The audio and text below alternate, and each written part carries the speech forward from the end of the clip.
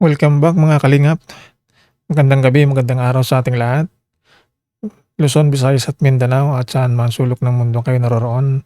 Mega love shoutout sa inyong lahat at shoutout sa ating ama ng kalingap, Kuya Bal Santos Matubang, atin na vlogs, Kalingap Rab at si Ma'am Jack Tapia Matubang. Magandang araw po at magandang gabi, magandang umaga kung saan man sulok ng mundo kayo naroroon. Ito po ang inyong lingkod, nagbibigay man tayo muli ng bagong reaction video dito po sa bago na namang issue na patuloy na binabato dito po kay Papa Eds. Hindi pa rin natitinag ang mga basher dito po sa patuloy na paglilink dito kay Papa Edo. Ito po sa mga sponsor, sa mga beneficiary na nililink nila na di umano ay may kaugnayan ito po sa kanya at ang mga basher ay hindi pa rin patuloy sa kanilang ginagawa at merong mga sinasabi na itong mga basher na ito ay binabayaran di umano. May tao na sa likod nito ay nagbabayad upang ibas ito pong si Kalinga Edo para pabagsakin itong love team ng EDSI. Pero ito nga ang ayon kay Press Perador, patuloy pa rin ang issue na tinatalakay. Kaya ito ang atin pong reaksyon. Magre-reaction tayo dito po sa sponsor na di umano. May gusto na naman kay Papa Eds.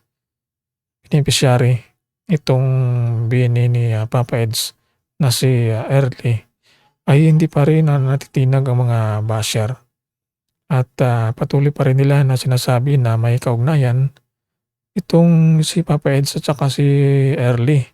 Kaya ito ang ating pagtutukan sa atin pong reaksyon dito po sa atin pong channel. Kaya ito po ang ating reaksyon dito sa video na ito tungkol dito po sa mga beneficiary ni Early, ni Papa Eds na si Early. Kaya ito ay mga grades ng bini na di umano ay may bagsak. Ito ang resulta kung gaano kasipag ito pong si Beyonce sa pag-aaral. Ito namang beneficiary ay karoon ng mga problema na katulad nito.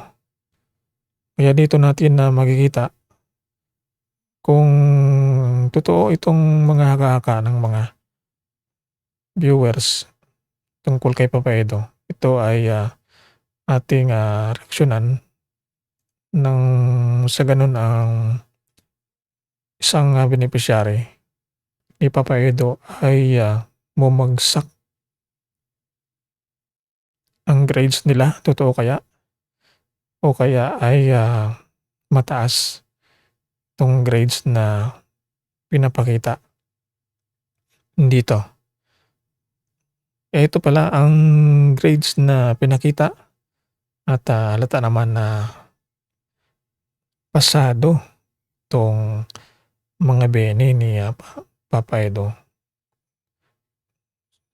Ibig sabihin na itong beneficiary ay masipag sa kanilang pag-aaral. Ginagawa ang lahat upang magkaroon ng magandang kinabukasan. Katulad ni Beyonce, sumisikap din na makapagtapos ng pag-aaral itong si Beyonce at hindi pinababayaan ang mga grades nila sa school. Kaya dito, mga beneficiary na ito ay talagang masipag sa kanilang pag-aaral.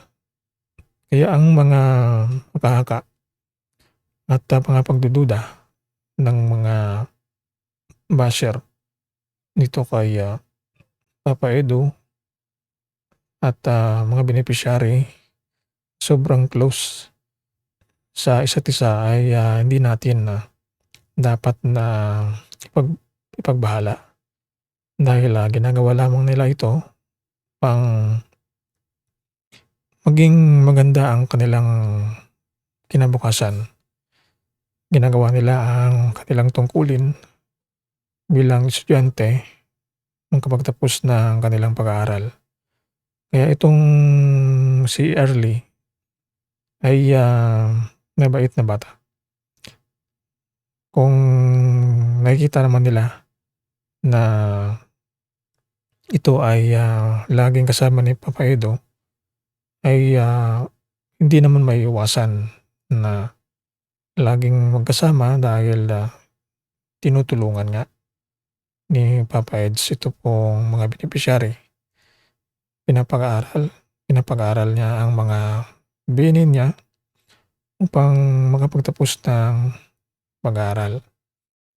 Kaya walang dapat na ipangamba itong mga solid EDSI supporters dito sa tambalang EDSI, Beyonce at Ido dahil si Papa Eds ay nag-aantay lang ng tamang panahon pang si Beyonce ay makapagtapos ng pag-aaral at ito nang hinihintay ng mga EDSI fanatics na magkatuluyan ito pong dalawa. Kaya walang dapat na kainggitan, pagsilusan dito po sa Benny ni Papa Edo na si Early. Pareho lang lamang sila ni Beyonce na nag-aaral lang mabuti upang mabigyan ng magandang kinabukasan ang kanilang pamilya at ang kanilang mga magulang. Makapagtapos sila ng pag-aaral para sa kanilang kinabukasan.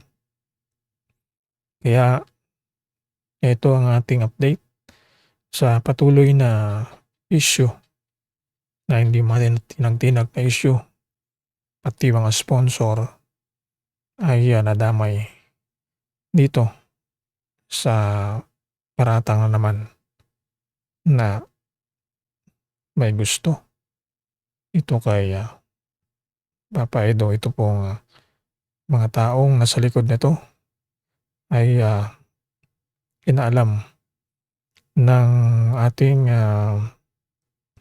mga taga-subaybay kung ano ang tunay na dahilan bakit nila ito ginagawa.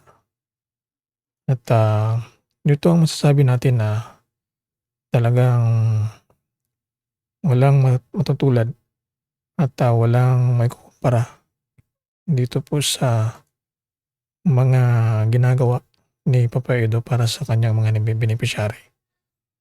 At na-awardan itong si Papa Eds bilang Scouter of the Year ay isang halimbawa na siya ay mabuti sa pagkikisama sa kanyang mga beneficiary.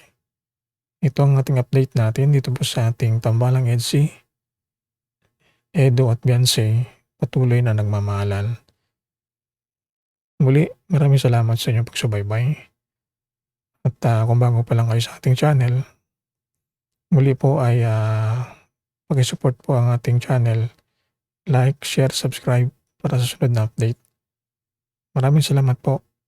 Magandang araw po sa ating lahat.